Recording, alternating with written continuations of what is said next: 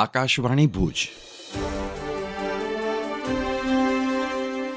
પ્રસ્તુત છે અખબારોની હેડલાઇન્સનો કાર્યક્રમ હેવર હેવર.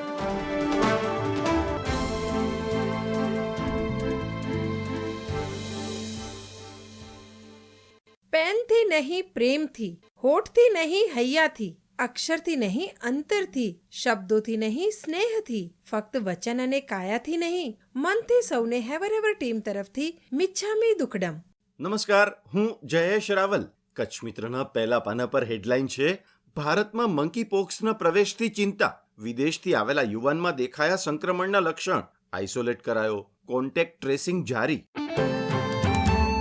કચ્છ મિત્રના છેલ્લા પાને હેડલાઇન છે, પ્રાથમિક સુવિધા સહિતના મુદ્દે વિંચમેનોએ કંડલા પોર્ટમાં બંધ પાડી વિરોધ નોંધાવ્યો. પોર્ટ પ્રશાસન કહે છે, દેખાવોથી પોર્ટની કામગીરીને અસર થઈ નથી. કચ્છ મિત્રના છેલ્લા પાને કચ્છ માટે ટ્રેનના સારા સમાચાર. વંદે મેટ્રો 110 કિલોમીટરની ઝડપે 5 કલાકમાં અમદાવાદથી ભુજ પહોંચી. અત્યાધુનિક ટ્રેનનું પરીક્ષણ કરાયું. ટૂંક સમયમાં ભુજથી અમદાવાદ ગાંધીનગર વચ્ચે ટ્રેન દોડતી થાય તેવી શક્યતા. હાઈસ્પીડ ટ્રેનનો યુગ પણ શરૂ થશે. હું ચિત્રા ચૌધરી. ગુજરાત સમાચારની કચ્છ આવૃત્તિમાં હેડલાઇન છે, તમારો પુત્ર રેપ કેસમાં સંડોવાયો છે, નિર્દોષ છોડાવવા 50,000 આપો. માંડવીના ગૃહસ્થ ઓનલાઈન ચીટિંગનો ભોગ બન્યા. પિતાની આજીજી બાદ ઈ ચીટર ₹15,000 લેવા સહમત થયો. 4,000 ટ્રાન્સફર થયા ત્યાં પુત્ર ઘરે આવી જતા ઠગનો ભાંડો ફૂટ્યો.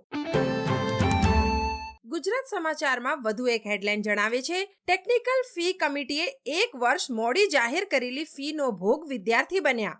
2023-24ના વર્ષ માટે 101 કોલેજોની ફી વધારાનો ઓર્ડર આ વર્ષે કર્યો. વિદ્યાર્થીઓ અને કોલેજો વચ્ચે ઘર્ષણ.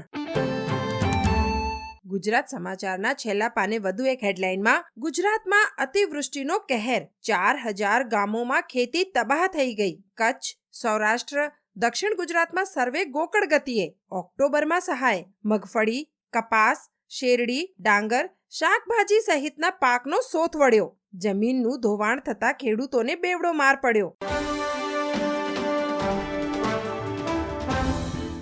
હું મનોજ સોની. દિવ્ય ભાસ્કરની આજની હેડલાઇન છે કે ચોરી કરાવવા સ્ટ્રોંગ રૂમ અને હોલમાં સીસીટીવી કેમેરા એવી રીતે ગોઠવ્યા હતા કે બધું કવર ન થઈ શકે. ગોધરાની નીટમાં ચીટ પ્રકરણમાં જય જલારામ સ્કૂલમાં આયોજનબદ્ધ ષડયંત્ર રચાયાનું સીબીઆઈ તપાસમાં ખુલ્યું. કેમેરા અને વિડીયો સ્ટ્રીમિંગ પરીક્ષા શરૂ થવાના 1 દિવસ પહેલા અને પૂર્ણ થયાના અડધો કલાક પછી કાર્યરત હતા. કેમેરાની ગોઠવણી બરાબર થઈ છે કે નહીં તે ચકાસવાની જવાબદારી સિટી કોઓર્ડિનેટર અને પ્રિન્સિપાલની હતી.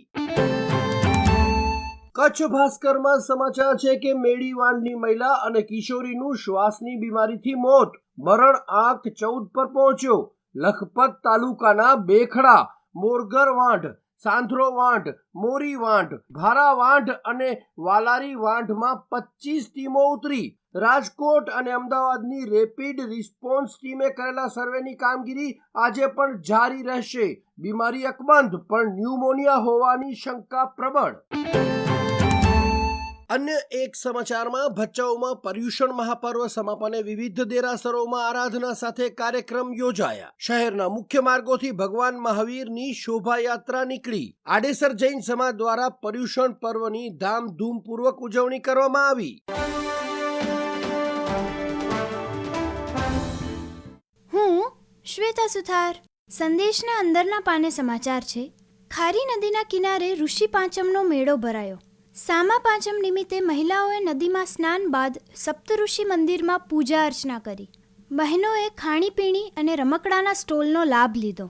બાળકો સહિત મોટી સંખ્યામાં લોકો ઉમટી પડ્યા.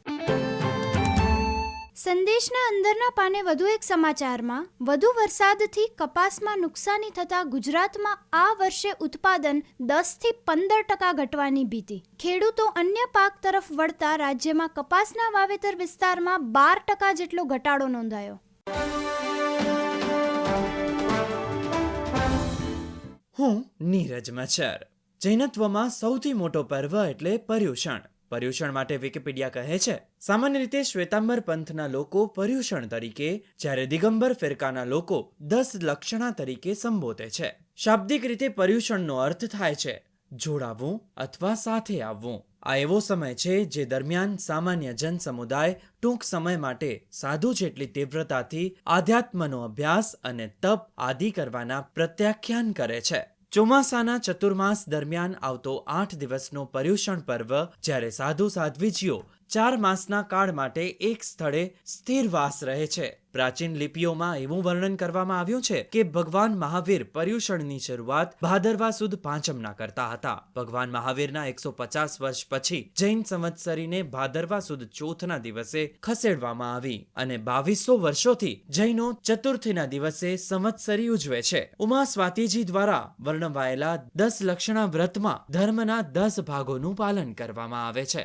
આર્યક્ષમા, માર્દવ, અર્જવ, સત્ય, શૌચ, સંયમ, તાપસ, ત્યાગ, અકિંચ્ય અને બ્રહ્મચર્ય.